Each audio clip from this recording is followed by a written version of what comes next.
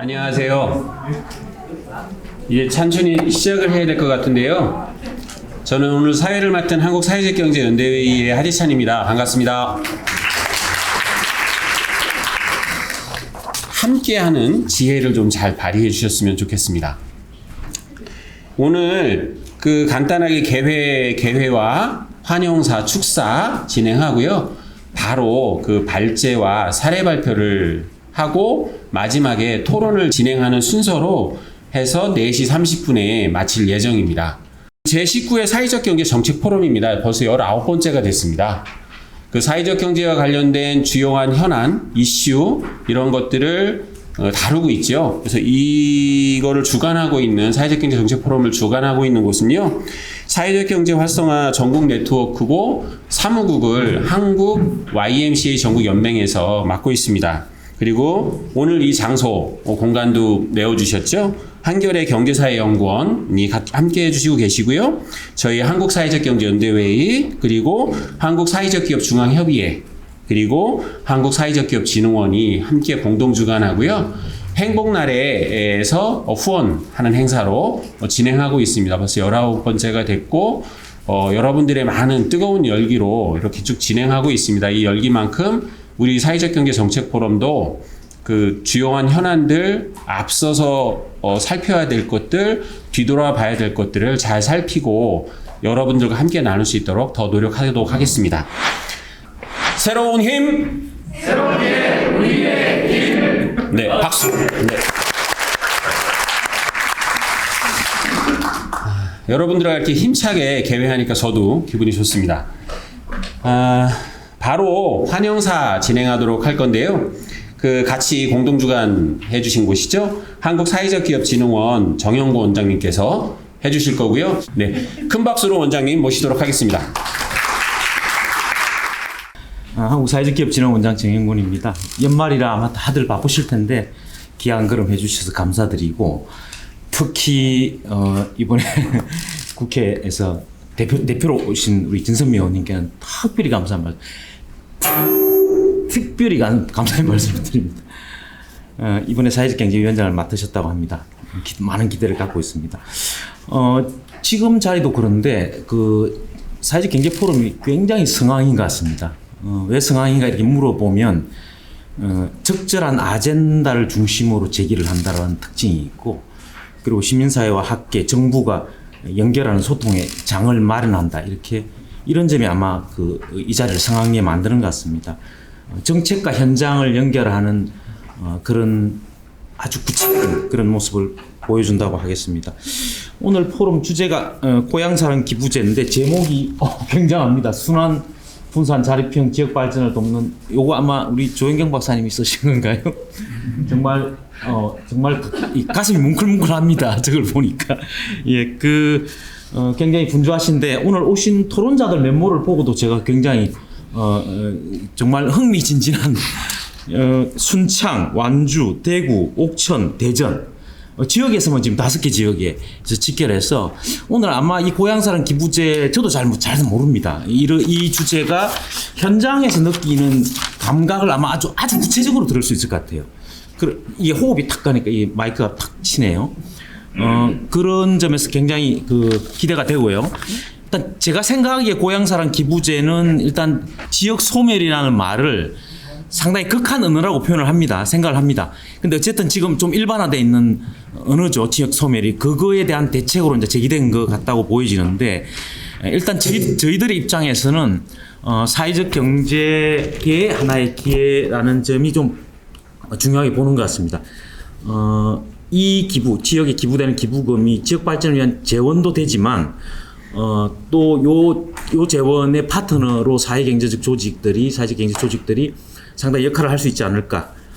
그리고 우리가 만드는 제품들이 또 기부하는 부분에 대한 답례품으로도 갈 수 있는 그런 기회인 것 같습니다.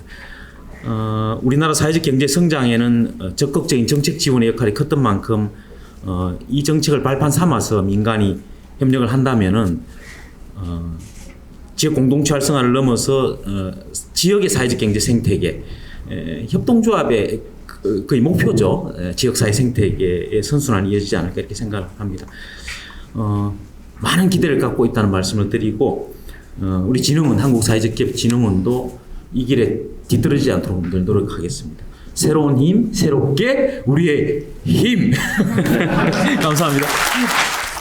다음으로는 이곳 주인이시죠. 우리 한겨레 신문사 김현대 사장님 모시고 한영사 듣도록 하겠습니다. 큰 박수 부탁드리겠습니다.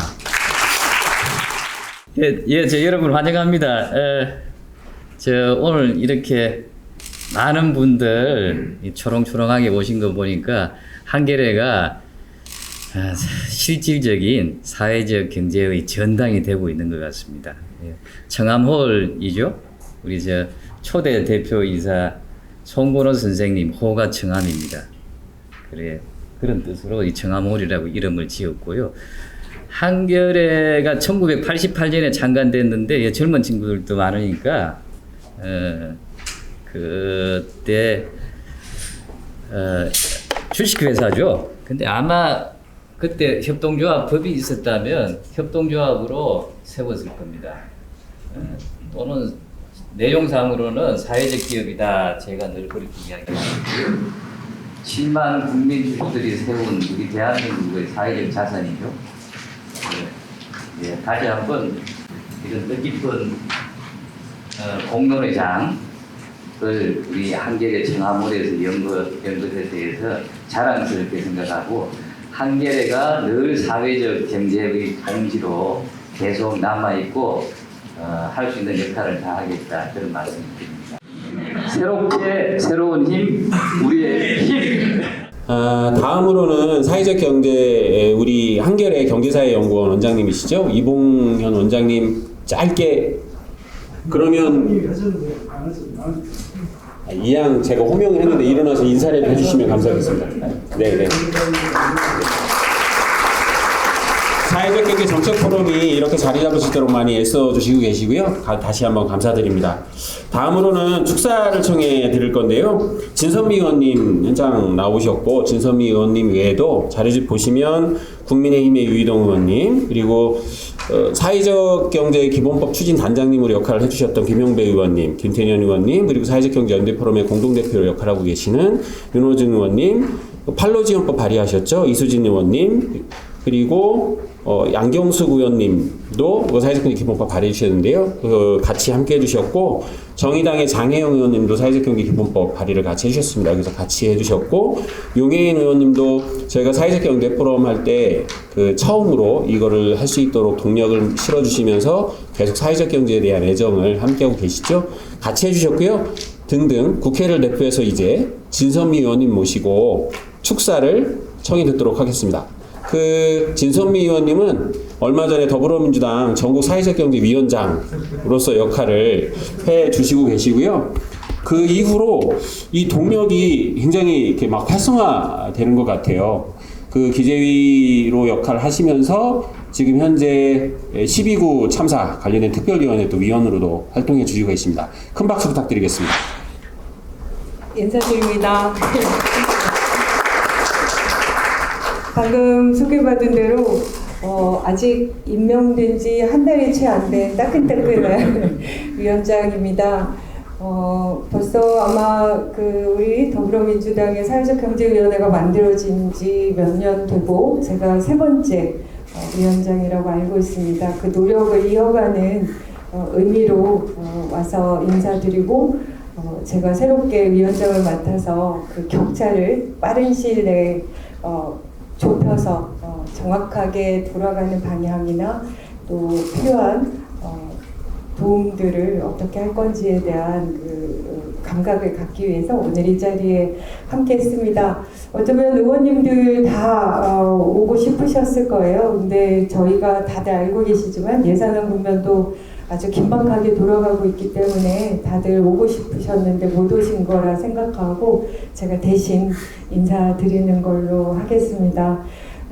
지금 논의되는 그 법도 고향기부금제도 참 많은 분들이 오랜 기간 노력해서 법안을 통과시켜서 내년에 시행이 되는 그 시점에 이렇게 현장에 계시고 또 정책적 고민을 많이 해주셨던 현장의 목소리, 또 학계의 목소리, 또 다양한 그런 얘기들이 오늘 모아지고 그렇게 담아진 의견들을 잘 저희도 입법부에서 할 수 있는 역할 찾아서 안착될 수 있도록 최선을 다하겠다는 말씀드리고 새해 복 많이 받으십시오. 감사합니다.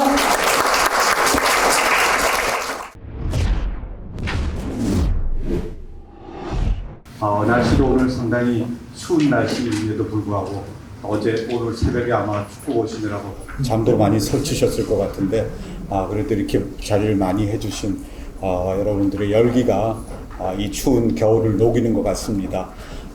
상당히 감사를 드리고요. 또 이런 귀한 자리에 저를 초청해 주신 주최 측에 대해서도 깊은 감사의 말씀을 드립니다. 제가 우연히 어떻게 하다 보니까 고향사랑 기부제를 국내에서 제일 먼저 학술 논문에 제가 게재한 사람이 됐더라고요. 제가 우연한 기회에 일본을 방문했다가 처음 듣는 말을 들어서 고향세라는 말을 들었는데 이게 도대체 뭐지? 고향에다 무슨 세금을 내는 건가? 에서부터 제 궁금증이 시작이 돼서 그때부터 연구를 시작을 했습니다. 근데 벌써 그때가 2010년도에 제가 논문을 발표했는데 벌써 10여 년이 지나갔죠. 그 사이에 뭐 우여곡절이 많았습니다. 거의 저 혼자 나중에 보니까 저 혼자서 그냥 있더라고요. 다른 사람 다 떠나가 버리고 그래서 끝까지 이걸 좀 해야 되겠다 하는 생각이 들어가지고 끝까지 버텼는데 제가 뭐 결실을 그래도 어렵게 결실을 맺어서 상당히 의미가 깊습니다. 그 여러 가지 히스토리는 제가 말씀을 드릴 수 있겠지만 오늘 시간이 좀 부족하기 때문에 일일이 말씀을 못 드리고 오늘 여기 테마가 사회적 경제잖아요. 그러니까 고향사랑 기부제가 사회적 경제 개념하고 어떤 관련이 있는가 이것만 제가 추려서 말씀드리도록 그렇게 하겠습니다. 뭐 일단 소개 하나 드리고 고향사랑 기부제가 뭔지 아마 많이 들으신 분도 있을 건데 그것의 의미가 뭔지에 대해서만 말씀을 드리도록 하겠습니다. 고향사랑 기부제는 크게 보면 세 가지 요소로 구성된다고 생각하시면 되겠습니다. 첫 번째는 기부자의 조건인데요. 누가 기부할 수 있는지. 그러니까 개인들이 기부를 할 수 있습니다. 그런데 어디다가 기부할 수 있느냐 하면은 딱 이 제약 조건 빼고는 다 전국 어느 지역에도 기부할 수 있습니다. 제약 조건이 뭐냐? 자기가 살고 있는 그 기초지자체와 자기가 살고 있는 광역지자체 거기는 기부를 못합니다. 그러니까 지금 예를 들어 지금 서울에 사시는 분이 뭐 양천구에 사시는 분 같으면 양천구와 서울특별시에는 기부를 못합니다. 그렇지만 옆에 있는 강남구에는 기부를 할 수가 있습니다.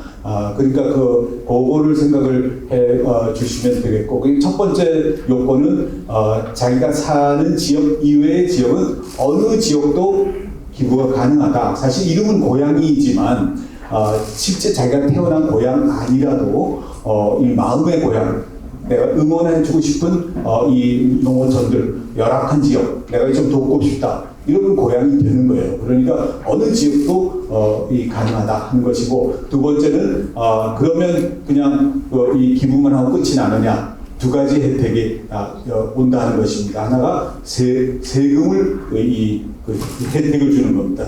세공제, 이 국세와 그거의 10%인 지방세.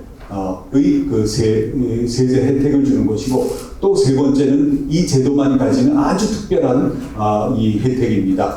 이 기부를 받은 지자체는 기부를 받은 것에 대한 감사의 표시로 답례품을 주도록 그렇게 되어 있습니다. 그러니까 이 세 가지 요인으로 이 제도가 구성이 되어 있는데, 아까 우리 본부장님 말씀하셨지만 이 제도의 이름에 사랑이라는 이 명칭이 붙은 제도는 없어요.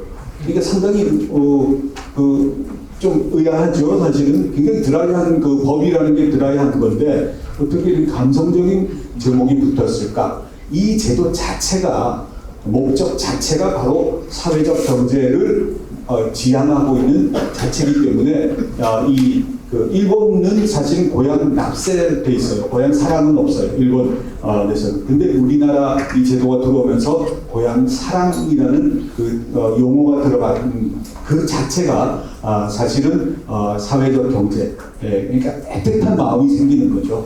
고향 사랑이란. 그러니까 그거를 북돋아서 이 어떤 고향 플러스 자기가 응원하고 싶은 이 농어촌 지자체 여기다가 이제 기부를 하도록 하자 하는 것이 이제 목적인데 이게 뭐예요? 갑자기 뭐 고향 사랑이 왜 나타났느냐? 사실은 이제 원래는 일본의 고향 납세 제도에서 이게 시작이 된 건데 여기서 이렇게 보면은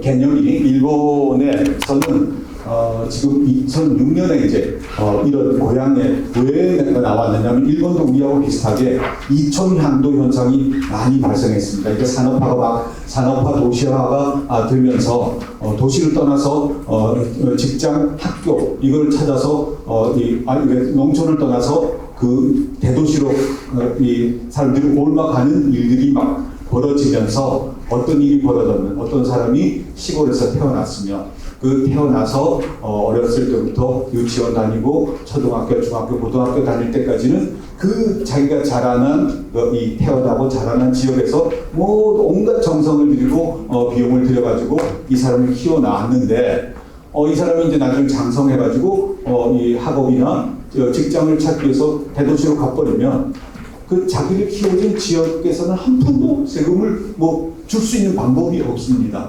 그러니까 다 대도시에만 세금을 내는 거죠, 지방세를. 그래서 이제 이 나를 키워준 어떤 이 고향 이런 데다가 조금 보답을 할 방법이 없겠는가 하는 게 이제 이 시작이 됐습니다. 여기서 지금 지방에서도 오신 그 선생님들도 많이 계시지만. 뭐 그래서 이제 훌쩍 뭐 떠나오면 사실은 고향에 대한 생각이 있지만 뭐 실질적으로 어떻게 할 수 있는 방법 없습니다. 그래서 일본에서는 처음에 내 고향에다 세금을 직접 내는 시스템을 처음에 고안을 했습니다. 근데 지방세들이 지방 재정간에 이게 세금이 왔다 갔다 하는 제도가 없어요. 나중에 이제 이영석 과장님께서 시간 되시면 아마 설명을 해주실 것으로 생각합니다만.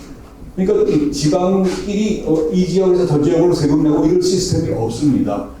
그래서 하는 수 없이 어떤 방법을 쓰게 되냐면은 내가 원하는 지역에다 기부금을 내면 내가 사는 지역에서 기부금만큼을 다시 세금을 돌려주는 시스템이에요.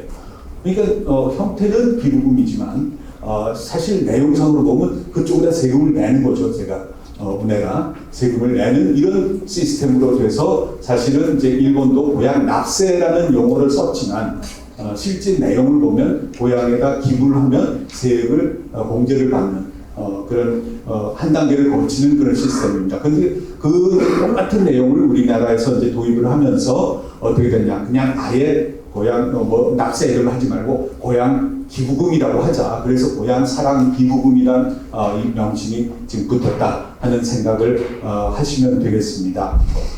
이 제도, 이게 처음 생기면서부터 이 제도 자체가 이제 사회적 경제, 이 색깔을 상당히 많이 띄면서 지금 생긴 거고, 이거를 이제 추진하는 과정에서 두 가지 측면에 어떤 사회적 경제와 관련이 있는 그 내용들이 있음을 제가 말씀드리도록 하겠습니다. 이게 뭐 이 자료가 너무 많아가지고 일일이 여러분 거기 있는 걸 참고를 해주시면 되겠고 제가 그냥 간단하게 말씀으로만 드리도록 하겠습니다.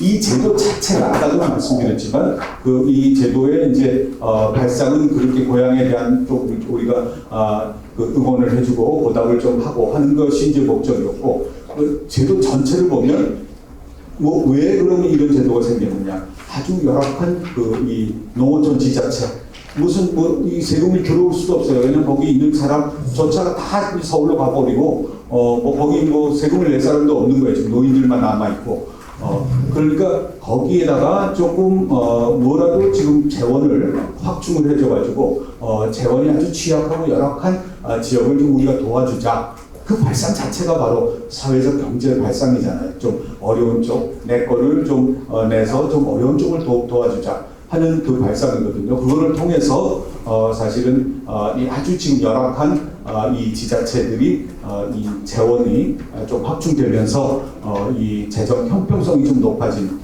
수도권은 너무 잘 살고 있고 저기 뭐 이 시골에 있는 데는 뭐 너무 형편없이 못 살고 있잖아요. 그러니까 이거를 조금 밸런스를 맞추는 것이 좋지 않겠나 하는 그 발상 자체가 사실은 사회적 경제적 발상이다 하는 생각을 말씀을 드리고 그거를 추진하기 위해서 두 가지 측면에서 사회적 경제의 발상이 또 들어갑니다. 하나는 이 기부금을 내는 사람 입장에서 그 다음에 또 하나는 기부금을 받는 지자체 입장에서 어떻게 해서 사회적 경제 개념이 들어가느냐. 기부금을 내는 사람은 뭐냐 기부라는 용어 자체가 그죠 우리가 알다시피 내 것을 좀 덜어내가지고 나누는 거잖아요. 그러니까 기부라는 용어 자체 속에 이미 사회적 경제 개념이 많이 들어 있습니다. 그러니까 열악한 지역, 어려운 지역, 내 거를 좀 떼가지고 그쪽에다가 좀 보태주자 하는 그런 생각.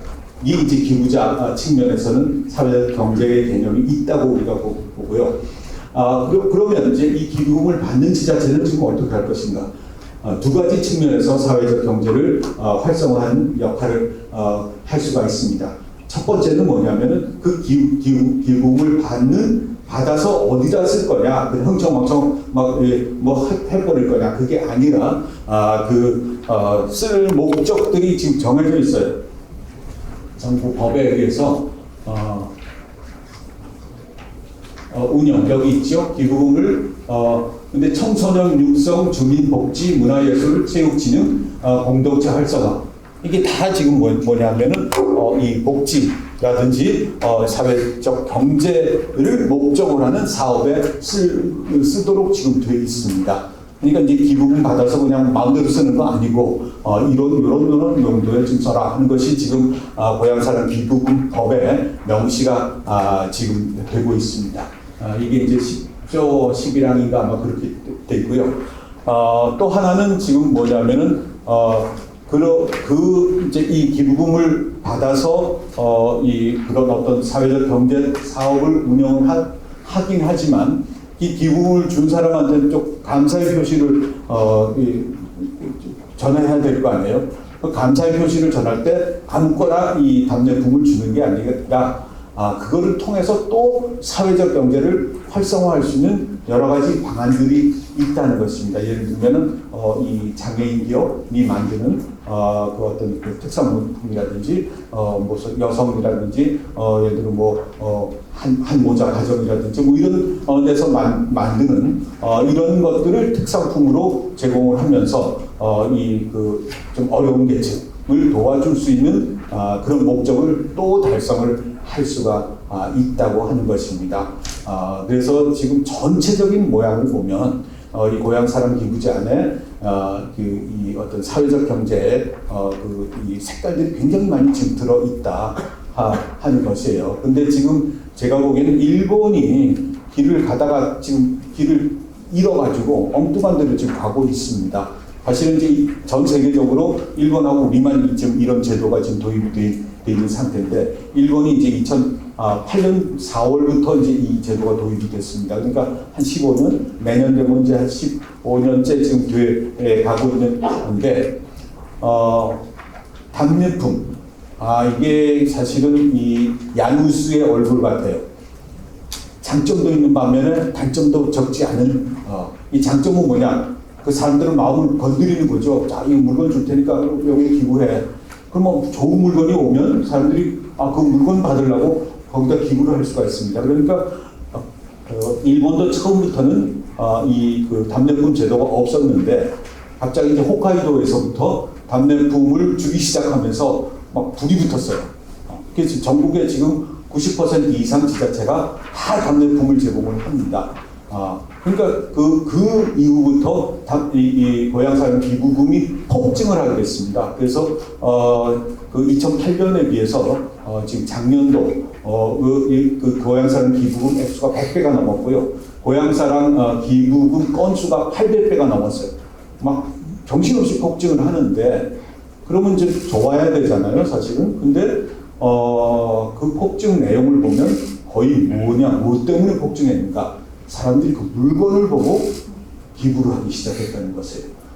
그러니까 이제 이 지자체들이 막 경쟁을 하다 보니까 무슨 좋은 물건을 줘야지 우리 지역으로 돈이 올 것인가. 일본의 경우는 거의 대부분을 소득공제해 줍니다. 우리는 지금 10만 원까지만 100% 공제고 나머지 그 넘는 거는 16.5%만 공제를 해주고 그 나머지에 대해서는 그 기부자가 부담을 해야 되는 시스템인데 일본의 경우는 2,000원의 자기 부담금이 있는데 그거 빼고는 거의 다 돌려줘요. 그러니까 공짜라고 생각하면 되고요. 그 플러스 그 자기가 기부한 지역에다가 지역에서 감사의 표시로 물건이 오는데 엄청나게 좋은 물건들이 오게 그 공짜로 오는 거죠. 감사의 표시로.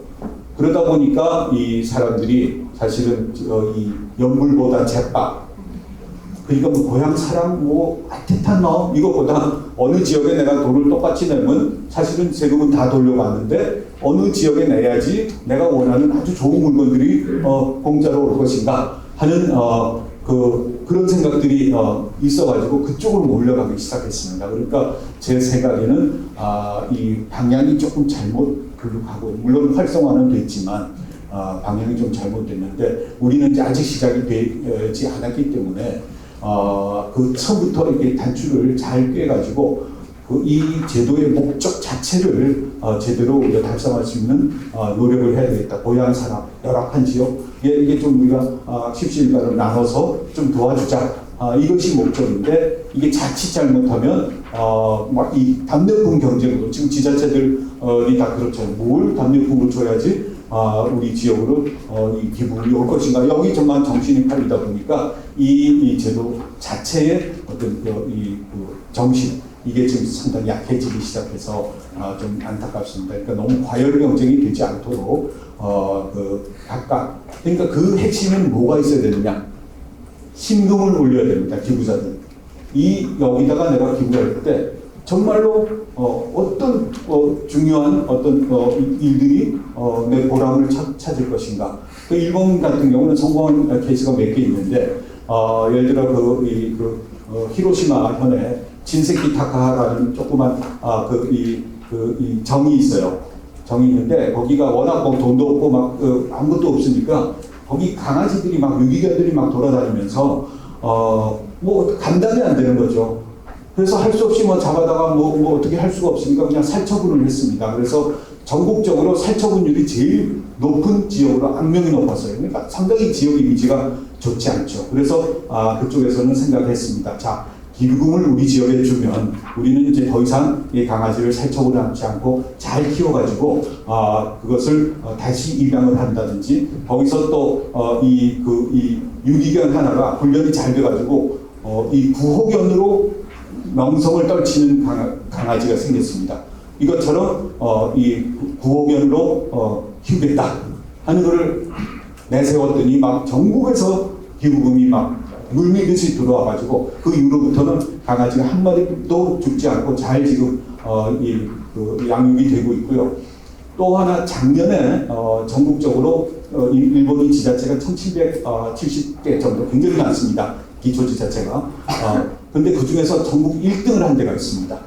우리도 이름도 듣지도 보지도 못한 홋카이도 큰 꼭대기에 몬베츠시라고 뭐 잘 몰라요. 일본에서 잘 모르고 근데 거기가 왜 1등을 했느냐? 거기가 이제 완전히 그 북해도 끝 쪽이거든요.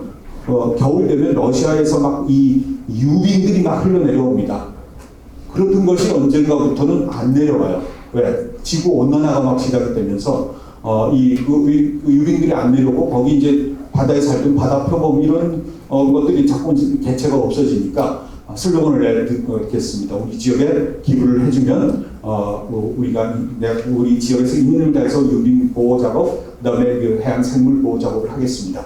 그랬더니 전국에서 그게 물밀들 들어와서 작년도에 그 1,700여 개 지자체 중에서 1위를 했어요. 그러니까 그냥 사업이 아니라 돈벌이 하는 사업이 아니고 정말로 신금을 울릴 수 있는 이 기부자들 마음을 이거 정말 해야 되겠다 이런 마음이 생길 수 있는 그런 사업들을 찾는 것이 아주 중요합니다. 이것이 바로 제가 보기에 사회적 경제로 이끄는 지름길이 아닌가 이런 생각이 있는데 다음에 기회가 있으면 제가 좀 더 자세한 말씀을 드리고 오늘은 더 20분 안에 끝내야 되기 때문에 제 말씀을 여기서 마치고 우리 아마 사례는 고두환 대표님께서 또 많이 얘기해 주실 것이라 생각해서 여기서 마치도록 하겠습니다. 감사합니다.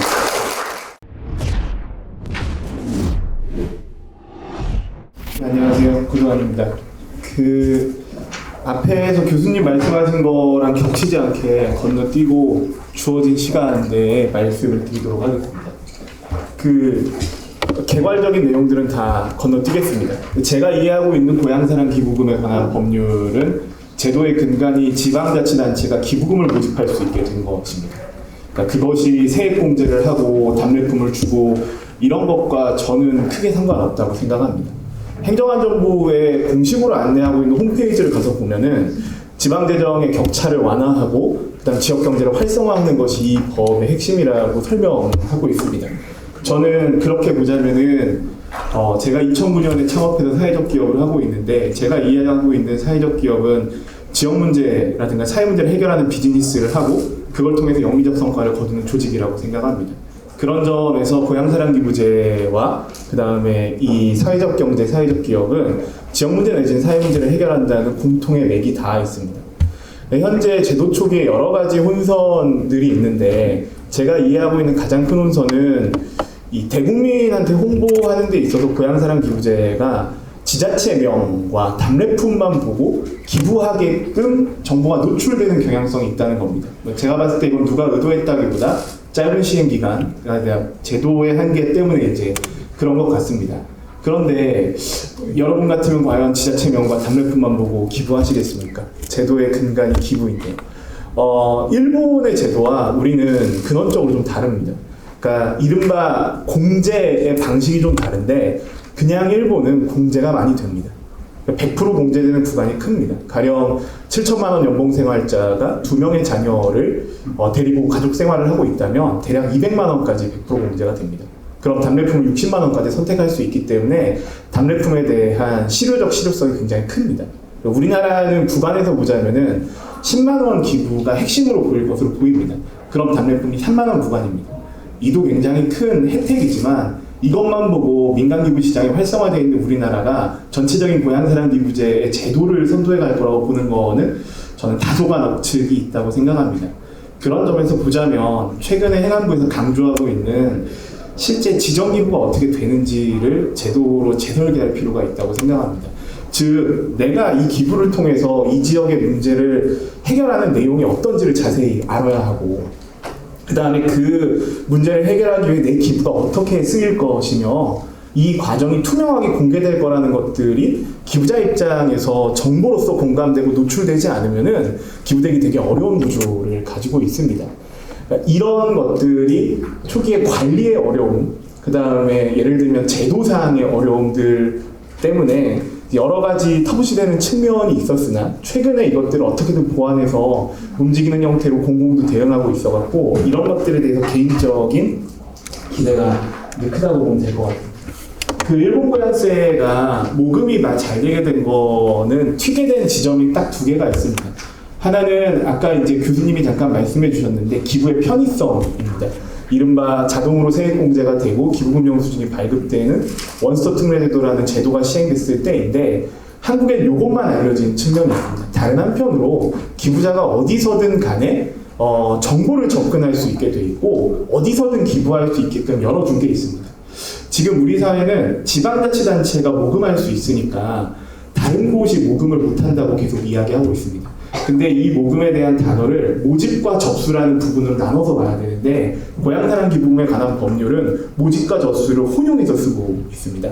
그러니까 모집 행위를 하는 홍보 행위는 모법인 고향사랑 기부금법에서도 대행을 하거나 위탁을 할 수 있게 돼 있는데 접수의 과정은 당연히 지방자치단체가 해야 되는 몫이 있습니다. 즉 이 기부금을 내야 되는 것은 지자체장이 지정한 금융기관에 돈을 납부해야 됩니다. 그럼 여기서 문제를 하나 드리겠습니다. 예를 들면은 서울시가 네이버 포탈에다가 예를 들면은 기부금을 모집합니다. 근데 피지사가 연결돼서 지자체장이 지정한 농협 금고 서울시 계좌로 돈이 입금됩니다. 이건 누가 모금한 거죠? 서울시가 모금한 겁니다. 지정기부금법과 정치원금법은 이걸 서울시가 모금했다고 봅니다. 즉 접수와 모집의 단계를 혼용해서 쓰기 때문에 공공에서 우려하고 있는 거는 예컨대 지역의 어느 사회적 경제나 어느 민간단체가 이 돈을 직접 모금할까봐 걱정합니다. 그러니까 이 권한을 직접적으로 행사할 걸로 보는 거죠. 근데 구조상 그럴 수 없습니다. 일본도 지자체가 모금하는 거고 기부금영수증을 발행해 줄 수 있는 건 지자체입니다. 제가 이 예를 들어드린 거는 기부자들의 선택할 권리와 알 권리를 보장하기 위해서는 기부할 수 있는 채널들을 다양하게 확장시켜야 되고, 그 다음에 이 문제들을 천착해서 지정기부라든가 이런 이슈들을 보게 하려면은 플랫폼을 확장시켜서 열어야 되는 숙제가 있는데, 법을 너무 좁게 해석하기 시작하면은 전반적으로 제도 확산되는데 어려움이 있을 거라는 겁니다. 그런 측면에서 보자면 일본은 아까 연 교수님이 설명해 주신 몬베스라는 곳이 1,500억 정도 돈을 모금하는데, 그 몬베스는 지자체가 직영망도 운영합니다. 몬베스 인구가 2만 명인데요. 이 고향사랑 기부제를 통해서 재정 자립도가 40%가 넘습니다. 그리고 답례품으로 1등한 지자체 중에 미야노코조라고 인구 12만 5천에 미야자키현에 있는 도시가 있습니다. 소고기 답례품이 1등인데 여기도 직영망을 운영합니다. 직영망만 운영하지 않고 공공망도 들어가고 그 다음 민간망도 들어갑니다. 즉 기부자들이 다양한 정보를 비교해서 보고 그 다음에 이 지역이 어떤 지역 문제를 해결하려고 하는지도 보게 됩니다. 미야노코조는 답례품을 중심으로 이걸 하고 이 소고기라는 것들의 답례품을 통해서 지역 경제가 얼마나 활성화됐는지를 확장시켜서 설명하고 있습니다. 반대로 몬베스는 유빙 캠페인을 핵심적으로 보고 답례품으로 유빙을 쇠빙선을 타고 보든 아니면 그 지역에 가서 이것과 관련된 답례품을 선택하든으로 이슈 파이팅을 하는 걸 중심으로 움직입니다. 그러니까 몬베스라는 곳은 예전에 무한도전에 나왔던 개그맨들이 홋카이도에 이제 설빙에 갔었던 그 현장들처럼 보이는 그런 캠페인과 활동들을 많이 하신다고 보면 될 것 같습니다. 저는 그런 측면에서 이제 이 원스톱 특례 제도라는 게 작동했고, 다른 하나는 동일본대 지진 때 실제로 일본도 그 전에 답례품만 중심으로 움직이다가 지정기부와 관련된 이슈들이 열리게 됩니다. 왜냐하면 아시다시피 일본은 세금을 많이 내는 나라입니다. 그래서 국가와 지역사회에 대해 일본 학자들 표현으로 보자면 신뢰가 높다고 볼 수 있고, 반대로는 이 정도 세금을 내기 때문에 알아서 해야 된다라는 전반적인 인식이 있는데, 동일본 대지진이 터진 다음에 실제로 민간인들을 구하고 구호 활동을 많이 했었던 것들을 지역사회에 있는 조그마한 풀뿌리 조직들 내지는 NPO들이 그런 활동들을 합니다. NPO 중에 특히 해외에 재난이 터졌을 때 해외 현장에 파견을 보내는 일본으로 따지면 외무성에 등록되어 있는 NPO들이 들어가서 동일본 대지진 현장에 사람들을 많이 구하게 됩니다. 그러면서 우리나라에도 그런 게 있는데, 재해보호법상 예를 들면 재난재해가 터지면은 기부금을 모집하거나 예를 들어 중앙정부에 돈을 교부하더라도 현장까지 돈이 내려가는 시간이 굉장히 오래 걸리지 않습니까? 이 고향사랑 기부금은 돈을 모금하면 일주일 안에 실제 그 지자체라든가 현장에 돈을 바로 내려주는 형태의 기능을 가지고 있습니다. 그러니까 돈의 지급이 빨랐던 거죠. 다른 한편으로 우리나라 재해보호법도 그런 게 있는데, 개인의 사유재산들을 재난재해가 있었을 때 보장해 줄 수 있는 액수가 캡이 씌워져 있습니다. 제가 아는 게 맞으면 우리나라 1,700만 원 정도 됩니다. 일본도 비슷한 게 있는데, 내가 사유재산이 침해받거나 아니면 문제가 생기게 되는 사각지대가 존재합니다. 예전에 양양 고성 산불이 났을 때 노인들이 집을 가지고 있는데 이 캡이 씌어 있어서 가설주택에 여전히 지내거나 마을회관을 개조해서 지내는 것들이 있고, 이게 최근에 홍수가 났을 때도 이런 문제가 돼서 우리나라도 이 법을 다시 고쳐야 된다는 이슈들이 있습니다. 이런 기존법의 사각지대들을 지자체가 이 모인 돈을 갖고 어떻게 쓸지를 정의하고 기부자로부터 공감을 얻어갖고 이 사각지대를 해결하는 형태로 이 고향사랑 기부금이라는 게 쓰이게 됩니다. 이 두 가지의 측면에서 대다수의 국민들, 한 대일본 국민들한테 이 고향사랑 기부제라는 제도 내지는 내가 기부해서 선택할 수 있는 권리의 일종의 납세 제도가 목적성을 인지하고 인식하고 이게 존재할 만한 형태의 자리를 잡게 된다고 보시는 게 제가 보는 이해에서 타당할 것 같습니다. 좀 건너뛰겠습니다.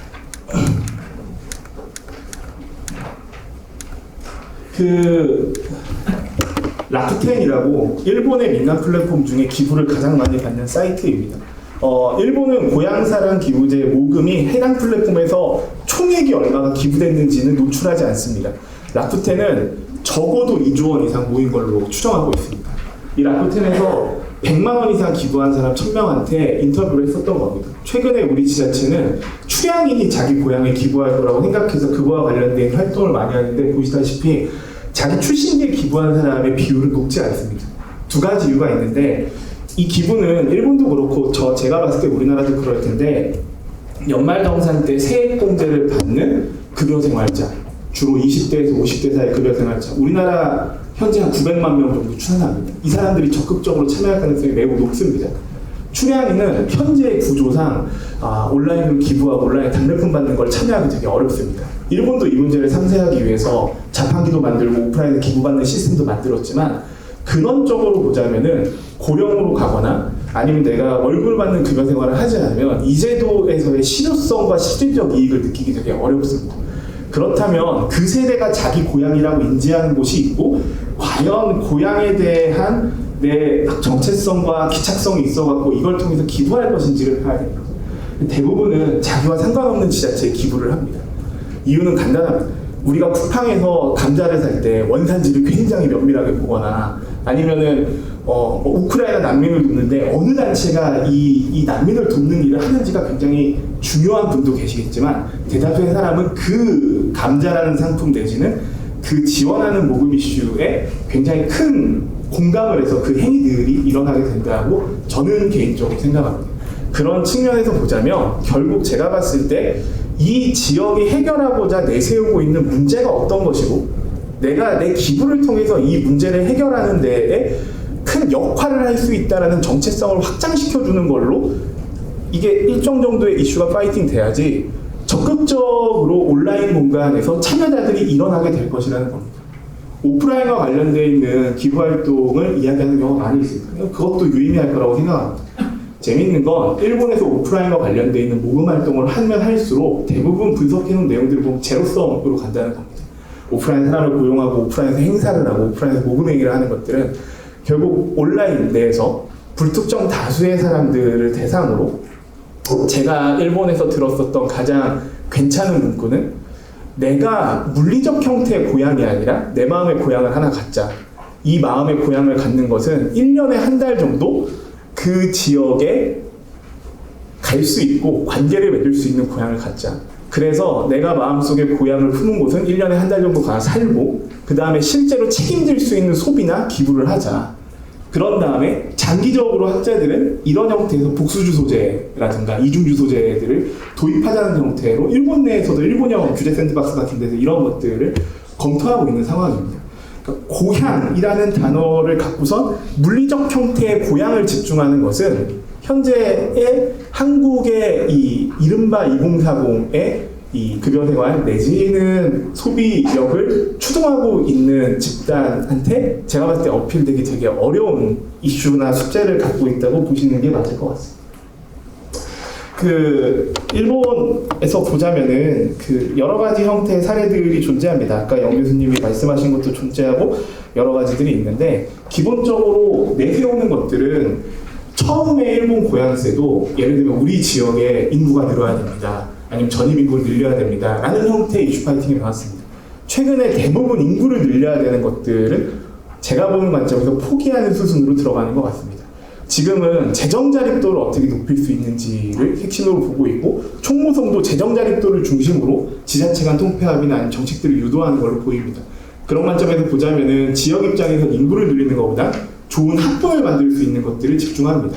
가령 홋카이도의 가미시오로라는 곳은 예를 들면 고향세를 모금한 걸 갖고 이 초중고등학교에 외국인 교사를 전면 배치한다거나, 아니면 특수한 어느 고베에 있는 조그마한 시골에 있는 학교들은 수학여행을 무상으로 보내준다거나, 아니면은 보육 시스템을 만들어준다거나. 나가사키 현내에서는 코로나가 터졌을 때 우리 지역에 한 달이라도 오는 사람한테는 교육지원청 협조를 받아서 반드시 임시 입학 허가를 내게 해줘서 학제를 끊기지 않게 하고, 잠실에도 오는 사람한테 돌봄권을 나눠줘서 잠실에도 오는 사람이 병설 유치원이라든가 돌봄 시스템에서 돌봄을 받을 수 있는 형태의 권리들을 확장시켜줍니다. 그러니까 이런 행위를 했었을 때 지역에 일자리가 나오고, 그 다음에 관련되어 있는 산업들의 직분들이 확장되는 시스템을 갖게 됩니다. 그 그 일들을 일본형 사회적 경제라든가 일본형 CSO 조직들, 그러니까 시빌 소사이어티 조직들이 대부분 수행하게 됩니다. 그 정도의 아주 작은 비즈니스이지만 신의성을 갖고서 활동해야 되는 사람들이 존재해야지 이것들을 움직일 수 있는데, 그런 걸 할 수 있는 조직들, 사회적 경제 조직 말고는 일본 내에서 존재하지 않는 측면들이 있었던 겁니다. 그런 것들을 저는 고민해서 좀 봐야 될 필요성들이 있다고 생각합니다. 최근에 이제 한국에 소개되면서 이제 꽤 논란이 되고 있는 게 사가현에서 시행하고 있는 CSO 지정기부 제도입니다. 이 제도는 제가 보는 관점에서 한국공공이 약간 오해해서 받아들인 거는 사가현이 지정기부금을 끊어주는 권한을 민간단체에 내렸다고 생각합니다. 근데 그렇지 않습니다. 일본 보양세도 사가현에서 모금된 돈은 사가현밖에 기부금 영수증을 끊어줄 수 없습니다. 지금 뭘 하고 있는 거냐면, 모금 당시에 지정기부를 할 때 나는 이 단체와 이렇게 활동을 한다는 것들을 뜻하고, 이 단체가 모금을 올릴 때 승인 권한은 지자체가 갖게 됩니다. 반대로 돈을 모으면 지자체의 기금으로 들어가서 의회에서 승인해서 돈을 써야 되기 때문에 이 돈을 불어에서 내리는 경우에도 지자체가 권한을 갖습니다. 그럼 이 모금 활동과 기부자한테 피드백을 주는 활동, 나중에 돈이 모인 다음에 지정기부 사업을 해야 되는 일을 지역 조직들이 하게 되는 형태의 제도를 처음으로 운영한 곳이 그게 사가현이라는 곳입니다. 그럼 결국은 실무에서의 설계들을 어떻게 해주고, 이게 이제 사람들이 이른바 기부를 하는 그게 시의 홈페이지가 됐던 무슨 플랫폼이 됐던 이런 데에서 이걸 어떻게 구현할 것인지에 대한 숙제가 남게 됩니다.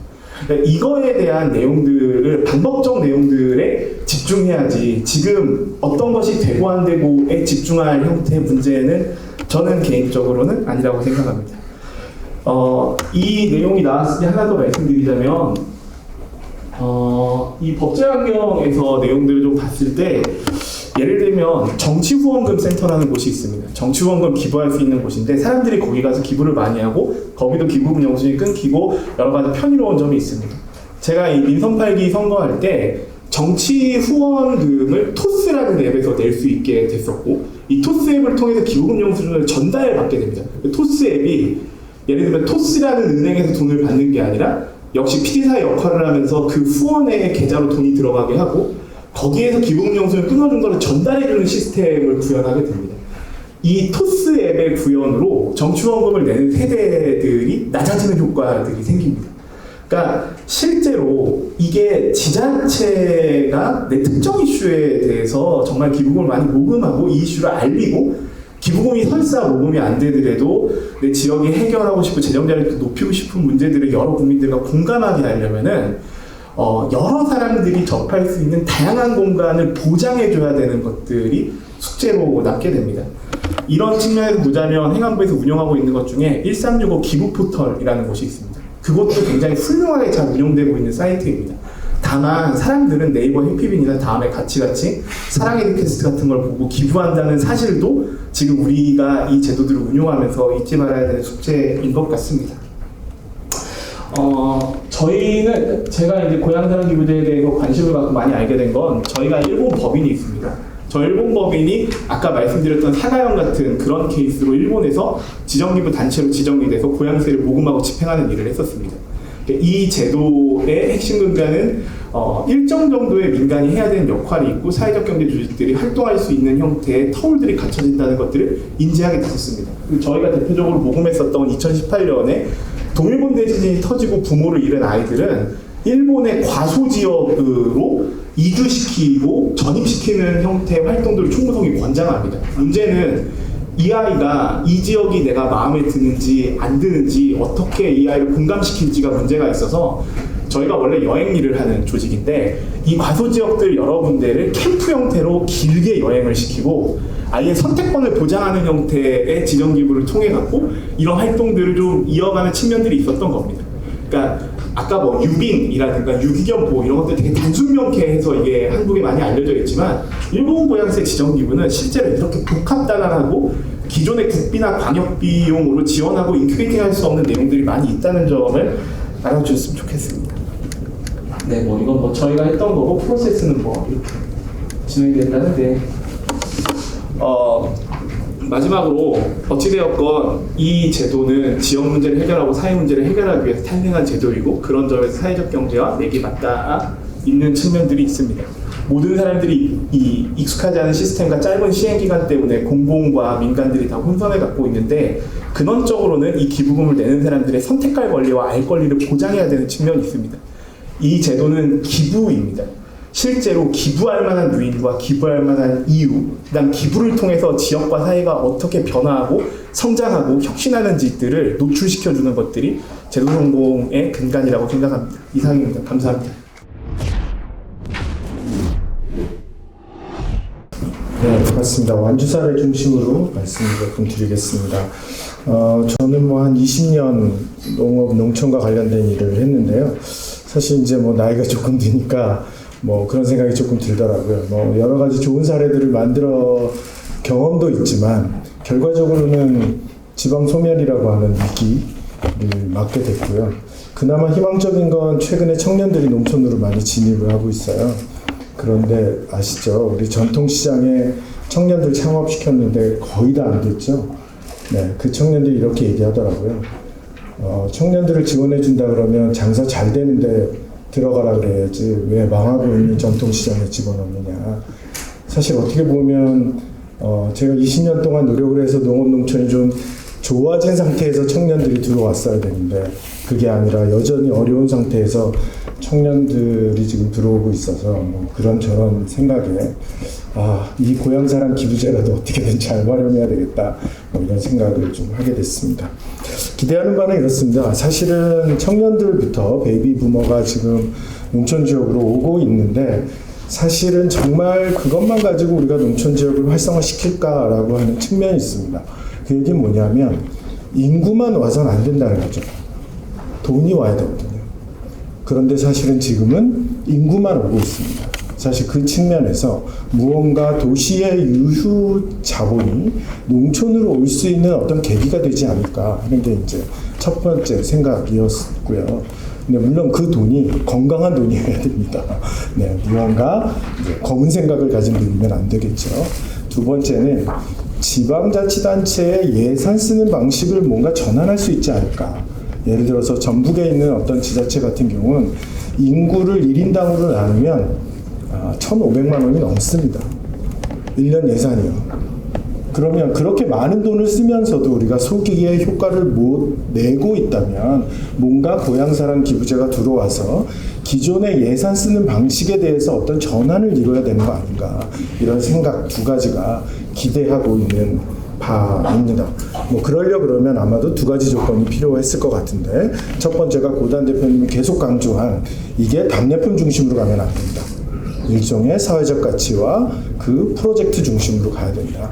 두 번째가 민간 협력 방식으로 가야 된다. 그런데 민간 협력 방식 중에 가장 중요한 파트너가 아마도 사회적 경제 쪽이겠죠. 제가 골잘다 얘기했습니다. 그래서 완주 사례는 조금씩 넘어가면서 시간이 많이 지나서요. 하겠습니다. 완주가 농촌에서는 사회적 경제 1번지라고 부릅니다. 제가 2010년에 커뮤니티 비즈니스 센터장을 하면서 2011년이 완주의 사회적 경제 기반 조성이라고 하는 목표를 잡았었습니다. 그리고 나서 사회적 경제 조직을 육성시켰는데요. 지금 연도별로 보면 사회적 경제 조직의 수가 엄청 많이 늘었습니다. 그리고 초창기에는 먹거리 중심으로 되어 있다가 지금은 여러 분야로 다양해져서 여러분들이 불러주는 대로 사회적 경제 1번지가 완주군이 되어 있는 거죠. 근데요, 여전히 인구 소멸을 막지 못했습니다. 읍내를 제외하고 읍을 빼고 변방에 있는 농촌 지역들은 고령화율 내지는 인구 감소율 여전히 하나도 바꾸지 못했습니다. 사회적 경제가 이 문제에 대해서 임팩트를 주고 있지 못하다는 겁니다. 무언가 사회적 경제가 더 지역사회에 임팩트가 필요하다는 거죠. 그 계기를 고향사랑 기부제로 해보자라고 하는 생각을 하게 된 거죠. 그래서 사실은 뭐 잘 아시겠지만 이 제도가 1월 1일 내년 1월부터 시행인데 올 초에 대통령 선거, 지방선거가 있었습니다. 그러다 보니 지자체는 아무런 준비를 안 하고 있었죠. 이건 새로운 지방정부가 들어와서 할 일이다 이렇게 생각하고 있었던 겁니다. 그럼 지방선거가 6월이었는데 6월부터 준비해가지고 이것이 될 것이냐, 아무리 봐도 안 되는 거예요. 그래서 완주군청에 가서 미리 준비해야 된다. 그래서 전임 군수는 그만두기로 했었는데 그 군수한테 2가지 일만 해놓고 나가셔야 됩니다. 첫 번째가 용역비 마련해 놓고 나가고, 담당 팀장 만들어 놓고 나가라. 그래서 그걸 해놓고 나가신 거죠. 그래서 용역이 시작됐습니다. 근데 보통 용역은 이렇죠. 기본 계획을 하고 나서 그 계획에 의해서 행정이 움직여야 되는데 그럴 시간도 없는 겁니다. 그래서 그렇게 못하겠다. TF를 만들어서 계속 하나씩 해결하면서 가자. 그래서 이 지금 표를 보시면 용역이 지금 끝났는데요. 16번의 회의가 있었습니다. 초창기에는 매주 회의를 했고요. 용역을 맡은 저희 협동조합 이장과 행정이 회의를 했고요. 중간에는 중간지원조직인 소셜굿즈센터가 들어와가지고 16차례 회의를 하면서 이 일을 만들어낸 거죠. 중간중간에 민간 협력을 할 수 있는 그런 일들을 계속 하게 된 겁니다. 민간 협력의 구조는 이렇게 되어 있습니다. 완주군 안에는 행정협의회가 있습니다. 여기가 주무부서가 있고요. 이 주무부서를 도와서 예를 들면 답례품의 선정이라든지 기부금 활용을 할 때 다른 부서에 지원이 있어야 되니까 그것들을 업무 협조를 하기 위해서 행정협의회가 만들어져 있고요.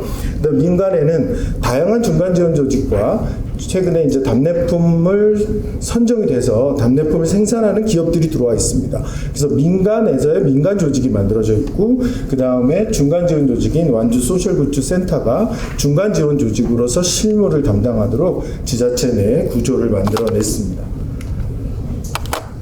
스터디를 하다 보니까 일본 사례도 있고 저희 설문조사한 사례도 있고, 이래서 지금 아까 고단 대표가 얘기한 것처럼 향후의 중심으로 이걸 끌고 가면 이건 분명한 한계가 있겠다라고 하는 생각을 하게 됐고요. 우리나라의 설문조사에서도 고령층과 젊은층이 기부할 수 있는 비율이 고령층이 높습니다. 한데 그 차이가 크지 않습니다. 수도권 출신과 비수도권 출신도 수도권 출신이 높습니다. 한데 그 차이가 크지 않습니다. 사실 그래서 우리나라에서도 아까 말씀하신 그 근로소득을 낼 수 있는 그런 지점까지 다 고려한다면 이건 향후에 뿐만 아니라 젊은 층을 대상으로 해야 된다라고 하는 거죠. 그래서 사실 저는 별로 좋아하진 않지만 관계인구 얘기를 막 행정에서도 해서 그거 따라서 정리한 건데요. 지역을 얼마나 아느냐에 따라서 저렇게 정리해 놓고 어떤 대상들을 전략적으로 홍보할 것이냐 이런 것들을 조금 정리를 했고요. 그 다음에 완주 같은 경우가 고향사랑 기부를 하고 나면 이 사람들이 계속 완주에 관심을 가질 수 있게 하려고 명예주민제도를 완주사랑 국민제도로 바꿨습니다. 그래서 그게 연결돼 가지고 이렇게 돌아갈 수 있도록 했고, 맨 마지막에는 귀농귀촌으로 연결이 돼서 2주까지 연결될 수 있는 시스템을 그렇게 구축해 놨습니다. 답례품과 관련해서도 이 과정이 사회적 가치를 담아야 되고, 또 이 과정이 사회적 경제 조직들을 육성해야 되겠다. 그래서 사실 그냥 현장 심사나 최종 심사를 가지고 하는 것이 아니라 사전 교육에서부터 공모, 경진대회 이렇게 과정 중심으로 해서 이 안에 들어와서 본인들의 역량이 높아질 수 있도록 그렇게 지금 답례품을 선정 과정을 설계를 했고요. 요거에 따라서 지금 첫 번째 답례품이 선정되었습니다. 다음은 기부 프로젝트와 관련해서 완주군은 사회적 경제 함께 하겠다라는 걸 표방하고 있습니다. 그래서 새로운 지금 완주군 지방정부는 스마트 생태 도시를 지향하고 있는데요.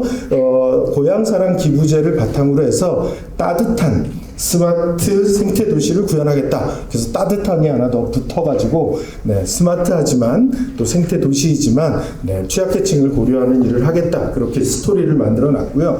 답례품의 선정 과정에서도 경진대회를 통해 가지고 PT를 해야 되는데요. 그 속에서 사회적 가치 이런 것들이 충분히 녹여날 수 있도록 그렇게 심사 기준을 만들어서 답례품을 선정했습니다. 기부금 활용에 있어서도 사회적 경제 조직이 이걸 활용할 수 있도록 해놨고, 그리고 그것의 공모 과정을 중간 지원 조직인 소셜굿즈 센터가 주관해서 할 수 있도록, 그래서 사회적 경제 조직이 참여할 수 있도록 되어 있습니다. 그래서 아까 말씀드린 얘기와 이건 비슷한데요. 그래서 단계별 사업을 저렇게 지역에 대한 관심에 따라서 정리를 해놨고, 고향사랑 기부제를 통해서 고향사랑 기부라고 하는 정책으로 할 수 있는 일과 완주사랑 군민제라고 하는 정책으로 할 수 있는 일, 귀농귀촌 지원으로 할 수 있는 일, 이런 것들을 나눠가지고 일종의 업그레이드 되는 거죠. 이제 참여하는 도시민 입장에서는. 그래서 그런 방식으로 단계별로 지원할 수 있도록 했습니다.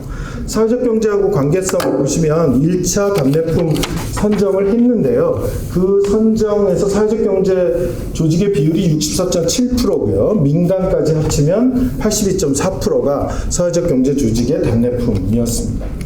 기부금 활용은 내년에 1억 원을 목표로 지금 하고 있는데요. 두 가지 사업을 중점적으로 하기로 했습니다. 하나는 취약계층 아동들의 먹거리를 보장하는 사업과 그 다음에 취약계층의 주거복지를 지원하는 두 가지 사업만 하기로 했는데, 이 사업의 공모 주관은 소셜구치센터 중간지원조직이 맡아서 그거와 관련되어 있는 사회적 경제조직이 연대해서 하도록 되어 있습니다. 계속 말씀드렸지만 그래서 중간지원조직이 굉장히 중요한 역할을 맡고 있고요. 그런데 이건 굉장히 우연으로 만들어졌는데요. 저희 완주의 파인로지스 협동조합이라고 하는 조합이 있는데 유통과 물류를 담당하고 있습니다. 그런데 고향사랑 기부금 답례품을 만들고 났더니 영세한 답례품 생산업체는 이것을 유통하기가 굉장히 어려운 거예요. 근데 이 협동조합이 저장시설들도 가지고 있고 이미 택배비를 낮춰놨더라고요. 그래서 그러면 우리가 이 유통과 물류를 담당하겠다, 이렇게 이제 제안을 하더라고요. 일정 부분 고향사랑 기부제와 관련해서 사회적 경제 조직이 생태계를 구축하게 된 거죠. 그래서 이런 일들이 완주에서 일어나게 됐습니다. 자, 마지막으로 제안 사항인데요. 고단 대표님이 얘기하신 거 많이 겹쳐 있어서 짧게 말씀드리겠습니다.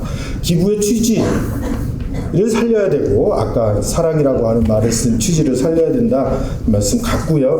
사회적 가치에 부합하는 그런 시스템들이 지자체에 만들어졌으면 좋겠습니다. 현재 행안부에서 만들고 있는, 아직 열리지가 않아 저도 확인을 못했는데 고향 이음이라고 하는 이름을 지금 달고 있거든요. 그거가 이걸 지금 충분하게 구현하고 있는지 조금 좀 궁금합니다.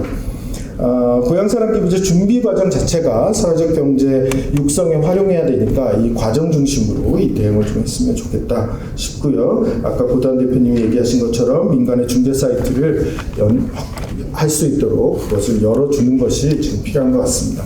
또 한 가지 마지막 제안을 하면, 이 기부금을 가지고 지역경제 순환이라고 하는 입장에서 보면 이 기부금이 금융 또는 토지자산을 사회적 경제 조직이 활용할 수 있도록 지역자산화라고 하는 측면에서도 이 기부금이 쓰여질 수 있도록 허용될 수 있는 그런 필요가 조금 있다 싶습니다.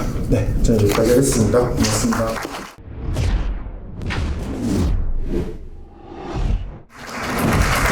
반갑습니다. 농협 중앙회 농정지원단장 손경주입니다. 저는 순창 군집에서 근무하고 있고요. 고향사랑 기부제가 앞으로 25일 뒤면은 내년 1월 1일에 시행됩니다. 그래서 저희 농협과 지자체에서 어떻게 준비하고 있는 데에서 말씀드리겠습니다. 순서는 순창군과 농협 현황, 그리고 답례품, 그리고 고향사랑 기부제 조례에 나와 있는 내용, 그리고 우리 농협에서 이 제도와 함께 농산물 판매 확대를 위해서 준비하고 있는 내용, 마지막으로 지역경제 활성화 부분으로 말씀드리겠습니다. 순창은 고추장으로 유명한 고장이고요. 전주와 60km 떨어져 있고 광주 광역시와는 한 40km 떨어져 있습니다. 인구는 28,000명 정도 됩니다. 재정 규모는 5,500이고요. 그 중에 975억 정도가 농림 부양에 사용되고 있습니다. 농협 직원은 저희가 총 19개 지점에 300명 정도가 근무하고 있고요. 전체 아까 28,000명 정도가 우리 농협 전체 순창 국민이라고 했는데, 이 중에 한 90% 정도 26,000명이 농협의 조합원이거나 준조합원입니다. 그리고 우리 경기사업 금액은 3,282억 원 정도를 판매하고 있습니다. 지금 답례품 구성은요, 이렇게 4가지 되어 있습니다. 농축산물에서 참두룩, 쌀, 버섯, 딸기, 한돈, 한우, 옥광, 밤, 그리고 간식 꾸러미를 동결 건조 식품인 딸기, 사과, 맛밤이고요. 특산품으로서는 고추장, 된장, 장아찌, 청국장, 전승 공예품을 준비했습니다. 그리고 발효식품으로서는요, 우리 거기 순창이 발효식품이기 때문에 발효 커피 세트, 발효 토마토 고추장 전통주를 했고요. 그리고 마지막으로 관계인구 증대시킴으로써 체험, 숙박, 관광, 서비스, 고향사랑 상품권, 벌초 대행, 기부자가 지정하는 농촌 일선 듣기 대행 서비스를 준비하고 있습니다. 이 사항은 저희 우리 지금 조례에 반영돼서 준비 중에 있습니다. 그래서 우리 농협에서는 지난 1월 달부터 해서 고향사랑 기부자 TF팀을 결성해서 협의회는 이렇게 지역 농축협회 전산부와 조합의 조공법인의 상무가 해서 한 2달에 한 번 정도 협의를 해서 상품을 준비하고 있었습니다. 고향사랑 전자북이라고 해서 전자북을 저희들이 만들었습니다. 순창군하고 협조를 얻어서요. 판매하게 될 준비하게 될 답례품을 중심으로 했습니다. 그리고 표지고요. 그 다음에 두 번째 표지에는 우리 그 체계산이라고 해서 출렁다리가 있는 곳을 했고요. 농촌을 알리기 위해서. 그 다음에 체계산, 장승촌, 이렇게 그 고추장 마을 이런 내용을 용골산 이런 내용을 넣었습니다. 그래서 꾸러미 세트로서는 이게 이제 신선식품을, 신선채소를 할 수 있는 농산물 꾸러미 세트, 아까 말씀드린 간식 세트로 해서 동결건조 제품을 준비했고요. 그 다음에 농산물 표고, 딸기, 그리고 참두루, 밤을 준비했습니다. 그리고 거기도 청정 지역이라서 한우와 한동 이렇게 준비를 했습니다. 마지막 표지도 이렇게 해놨습니다. 고향에 보내주신 소중한 기부금은 취약계층, 청소년 지원, 문화예술 증진, 공동체 활성화 등에 운영하겠습니다. 이렇게 해서 저희들이 전자본을 만들었고요. 답례품 표지, 이게 상품을 하다 보면 동일한 어떤 이미지로 포장해서 나갈 것 같아가지고 저희들이 이렇게 만들었습니다. 여기 이제 택배 송장이 붙어 있습니다. 붙을 장소고요. 그래서 여기다는 이제 상품명을 저희가 기입하려고 이렇게 준비를 했습니다. 그래서 순창군과 농협이 준비한 내용입니다. 우리 여기 아까 7개 기관이라고 말씀드렸죠. 우리 지부장님하고 이렇게 조공법인 조합장님들이 지난 이렇게 해서 상품을 이렇게 다 이렇게 만들어서 준비하고 있습니다. 그래서 이제 이게 왜 이렇게 했냐면은 상품을 준비하려면 내년으로 이렇게 하려면 미리 계약 재배도 하고 상품 물량도 준비해야 되고 이런 여러 가지 준비할 절차가 있어서 아까 TF팀에서 준비하는 이런 물량을 갖다가 준비해야 되기 때문에 미리 저희가 준비하고 있었습니다. 저희도 이제 제가 여기 온 이유가 궁금했는데 아마 제가 오마이뉴스에 홍보 인터뷰가 있는 것을 제가 있었습니다. 근데 우리 지자체 우리 최영을 교수님께서 모토 이 고향사랑 기부제의 제일 방향을 국 단위에서는 1위를 하자. 그리고 농협에서는 이 기회를 통해서 농산물 확대에 아주 어떤 기본 전환점으로 삼자는 것이 두 개가 맞아 했는데요. 저는 정말로 어떻게 준비하냐가 제 선패의 관건제로 되고 있고요. 두 번째로 3만 원으로 했을 때 이런 비용이 좀 이따 말씀드리겠지만 비용이 수반되는 유통비가 많이 있습니다. 이걸 어떻게 할 것인가 준비했다는 게 중요하고요. 마지막으로 전 1인 국민 1일 자녀 고향사랑 기부제를 추천해서 아까 말씀드린 또 130% 10만 원 됐으면은 한 13만 원의 혜택이 있기 때문에 1일 국민 1일 자녀 고향사랑 기부제 추천을 해서 저희들이 같이 하려고 하고 있습니다. 그래서 요게 이제 우리가 지금 순창이 두부 고향사랑 첫걸음이다 이런 프랑카드 내용으로 해서 저희들이 각 농협에 게시를 해서 이번 명절 때부터 이미 게시를 하고 명절 때 오신 우리 고향을 방문하신 우리 지역 분들한테 홍보하고 있습니다. 준비하고 있습니다. 저희들이 아까 비용을 했습니다. 물론 택배비를 3,000원을 하는 경우도 있지만 최대로 했을 때 무게에 따라서 13,500원이 물비가 저희들이 들어갈 걸로 예상됐습니다. 그래서 이 13,500원이 들어가기 때문에 실제로 3만 원의 답례품을 받으면은 16,500원짜리를 받을 수 있는 경우 수가 생길 것을 많이 판단하고 있습니다. 저희 군과 농협에서는. 그래서 그 예산을 농협과 지자체가 협력을 해서 이것을 줄일 수 있는 방향을 지금 모색하고 있습니다. 일부는 확정된 것도 있습니다. 저는 이렇게 해서 실제로 저희들이 준비하고 있는 걸 이렇게 말씀드렸습니다. 고맙습니다.